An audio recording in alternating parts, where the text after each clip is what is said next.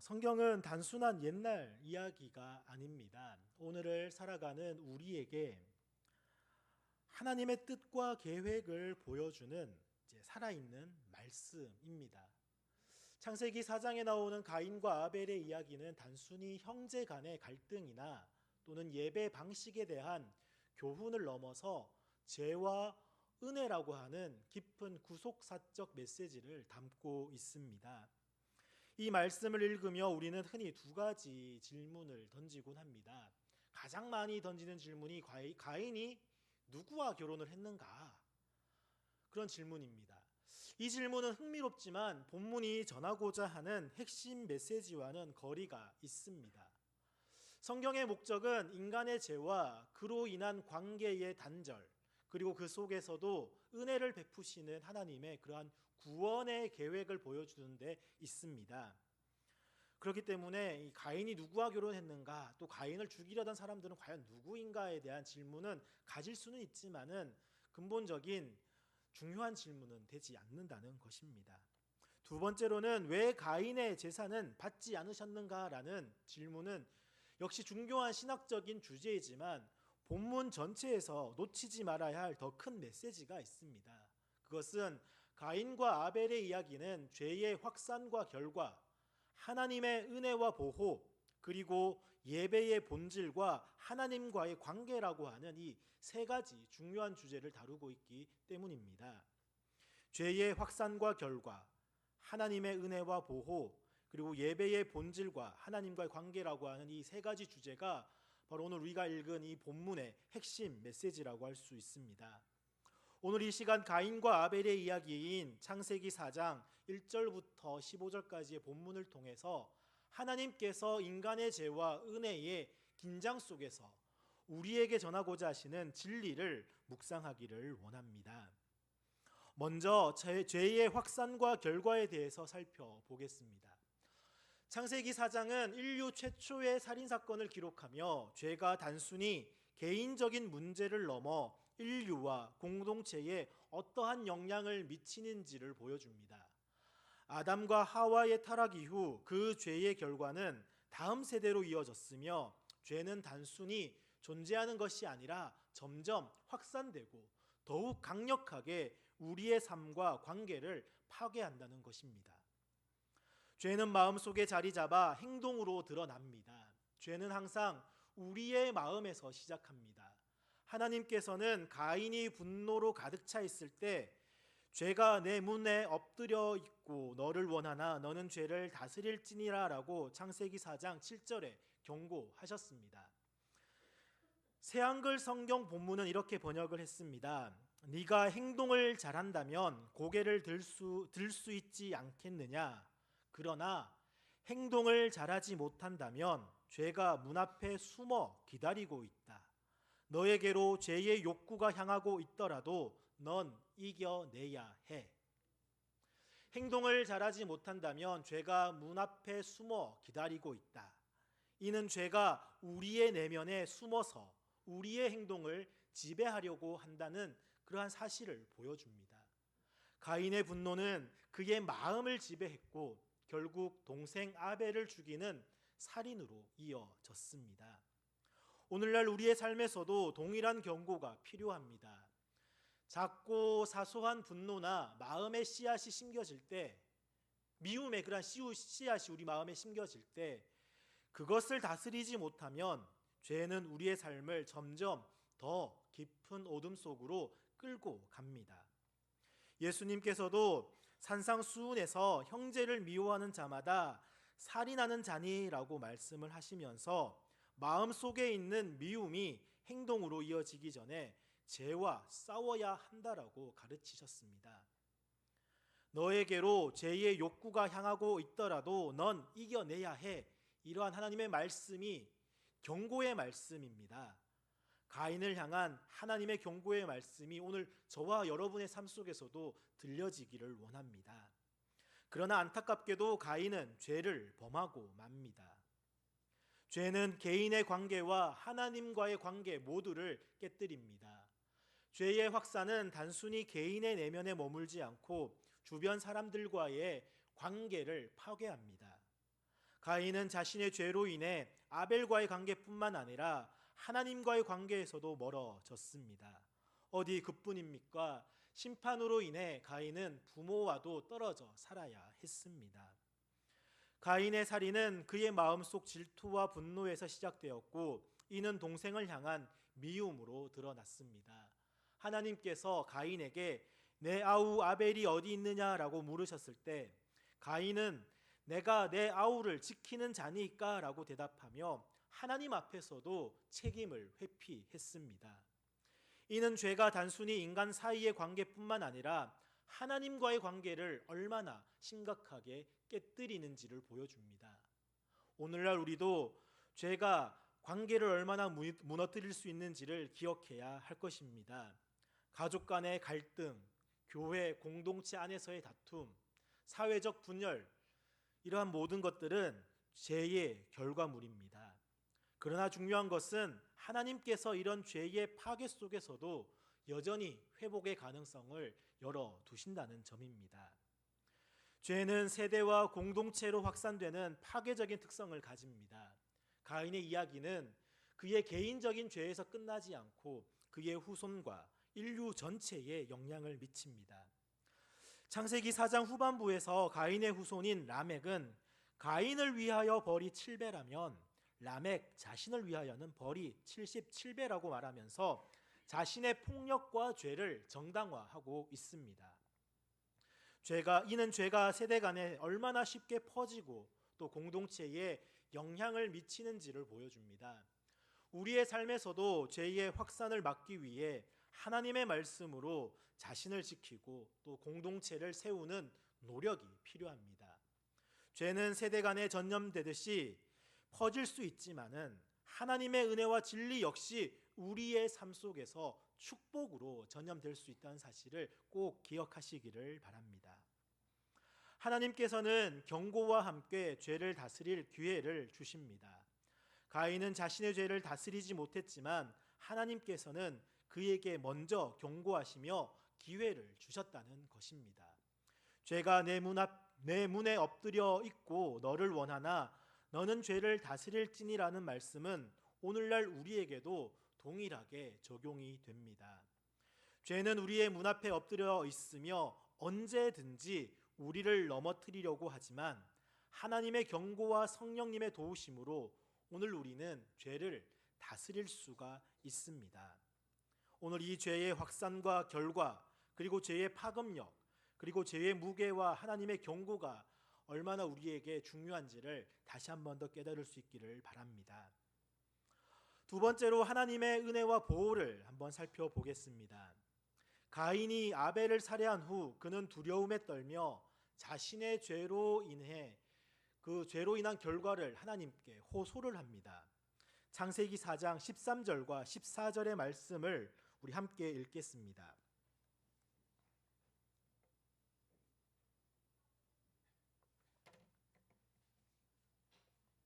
창세기 4장 13절과 14절 말씀입니다. 주께서 오늘 이 지면에서 가인이 여호와께 아뢰되 내 죄벌이 지기가 너무 무거우니이다.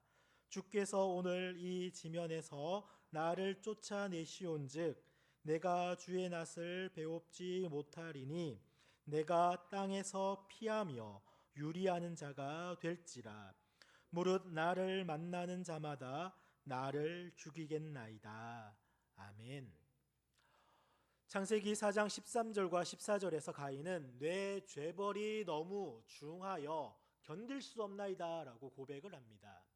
가인의 죄는 그로 하여금 하나님 앞에서 자신이 얼마나 연약하고 파멸적인 상태에 있는지를 깨닫게 했습니다.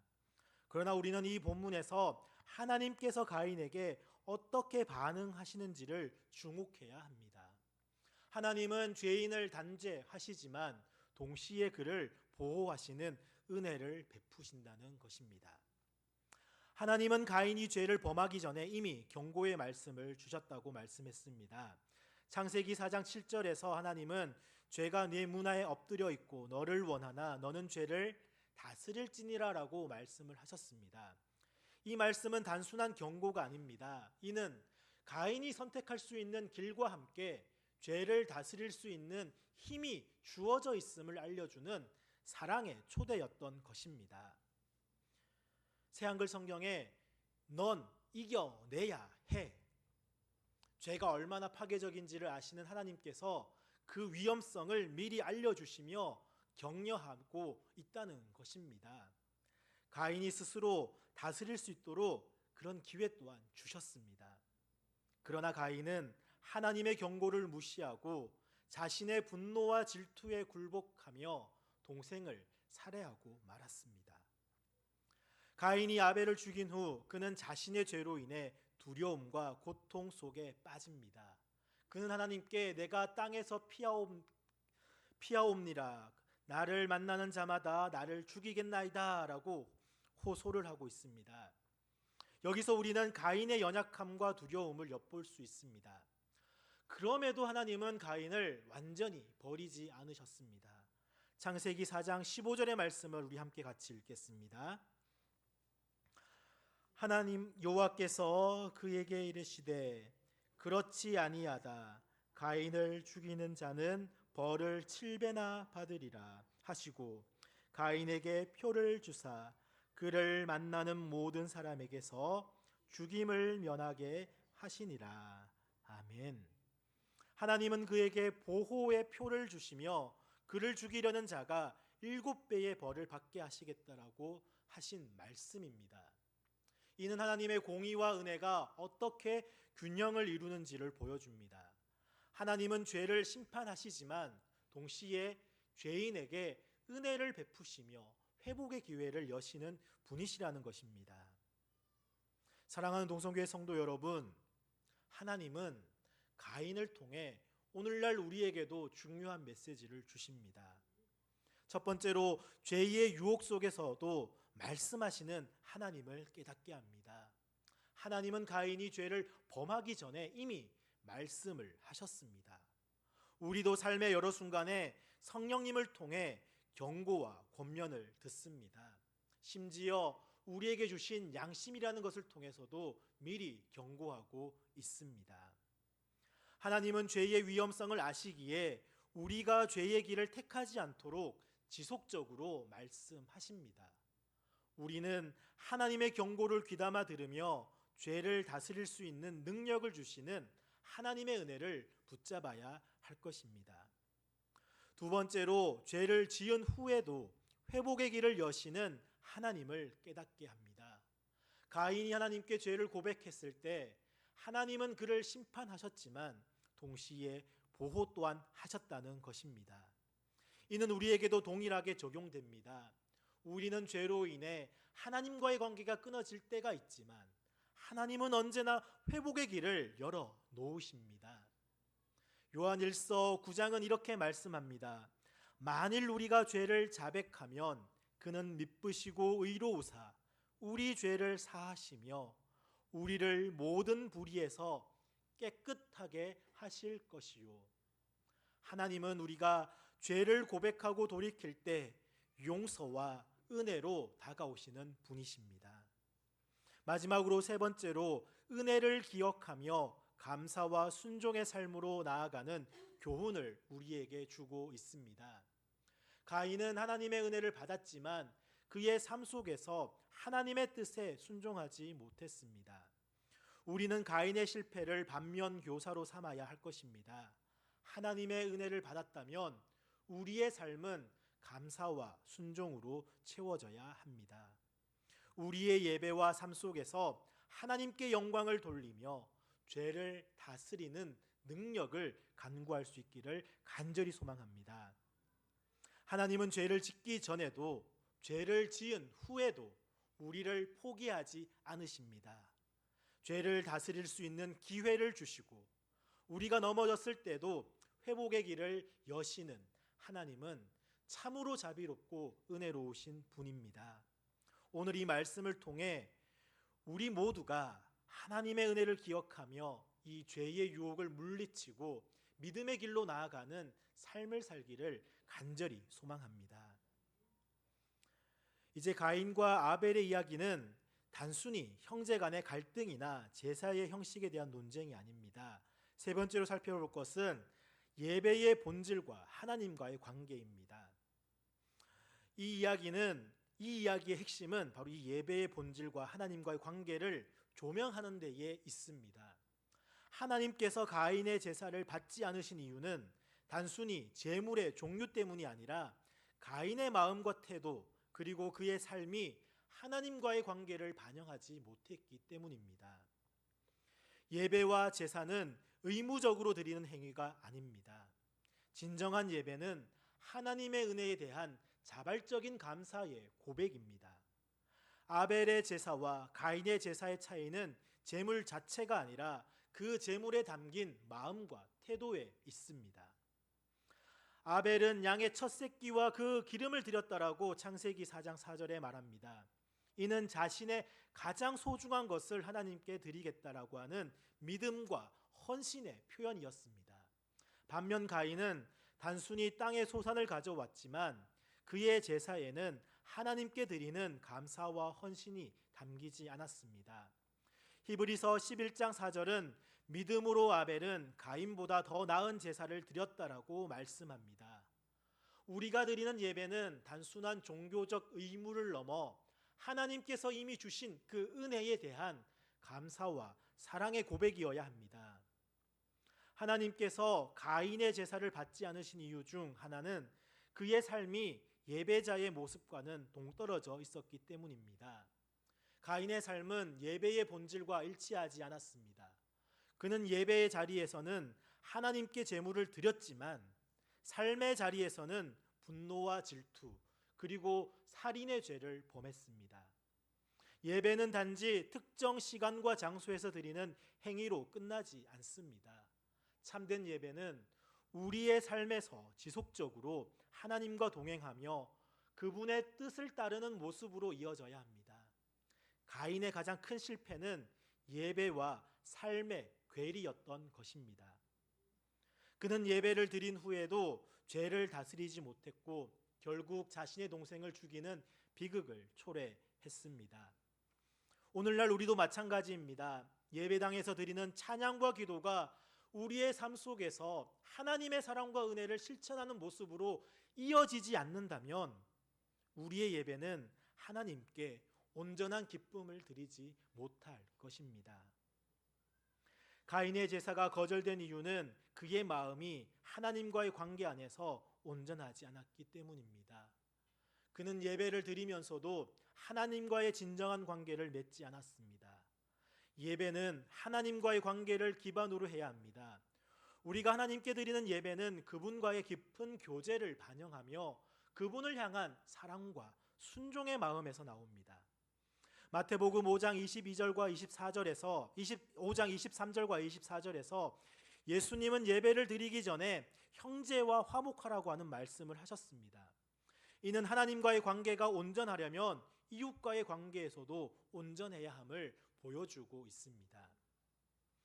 사랑하는 동성교회 성도 여러분, 가인의 실패는 오늘 우리에게 너무나 중요한 교훈을 남기고 있습니다. 우리가 드리는 예배가 하나님께 온전히 받아들여지려면 우리의 마음과 태도 그리고 삶이 하나님과의 관계를 반영해야 한다는 것입니다. 감사의 마음으로 예배를 드려야 합니다. 예배는 하나님께 더 많은 복을 얻기 위한 수단이 아니라 이미 받은 은혜에 대한 감사의 표현이어야 합니다. 삶과 예배가 일치되어야 합니다. 예배는 일주일에 한 번 드리는 행사가 아니라 매일의 삶에서 하나님께 순종하며 드리는 삶의 고백이어야 합니다. 하나님과의 관계의 중심이어야 합니다. 예배는 형식이나 의식보다 하나님과의 관계에 뿌리를 두어야 합니다. 우리의 마음을 열어 하나님과의 깊은 교제를 추구합시다. 사랑하는 동성교회 성도 여러분, 오늘 우리는 가인과 아벨의 이야기를 통해 죄의 확산과 결과, 하나님의 은혜와 보호, 그리고 예배의 본질과 하나님과의 관계에 대해서 묵상했습니다. 이 말씀은 단지 과거의 사건이 아니라 오늘날 우리의 삶과 신앙에 깊은 도전을 주는 메시지입니다. 먼저 죄는 언제나 우리의 삶의 문 앞에 엎드려져 있다는 것입니다. 그것은 우리를 넘어뜨리려 하지만 하나님께서는 우리에게 죄를 다스릴 힘과 책임을 주셨습니다. 우리가 믿음과 순종으로 하나님의 경고에 귀를 기울이고 죄의 유혹을 넘어설 때 하나님께서는 우리를 붙들어 주십니다. 둘째, 하나님의 은혜는 우리의 죄보다 크십니다. 가인의 범죄에도 불구하고 하나님께서 보호의 표를 주신 것처럼 하나님은 오늘날 우리를 포기하지 않으시고 회복의 길을 여십니다. 우리는 이 은혜를 통해 새로운 삶으로 나아갈 수 있는 용기와 소망을 얻습니다. 마지막으로 예배는 단순히 의식을 따르는 행위가 아니라 하나님과의 관계를 표현하는 신앙의 고백입니다. 우리는 하나님께서 받으시는 참된 예배를 드리기 위해 감사와 헌신의 마음을 다해 하나님께 나아가야 합니다. 우리의 예배는 삶 속에서도 이어져야 하며 우리의 모든 행동과 생각 속에서 하나님을 영화롭게 해야 하는 것입니다. 사랑하는 동성교회 성도 여러분, 가인의 실패와 하나님의 은혜는 오늘 우리에게도 동일하게 적용된다 할 수 있습니다. 하나님은 죄와 싸우는 우리에게 힘을 주시며 실패한 우리를 회복시키는 은혜를 베푸십니다. 우리의 삶 속에서 하나님께 참된 예배를 드리며 그분의 사랑과 은혜를 세상 가운데 나타내는 삶을 살아가시기를 축복합니다.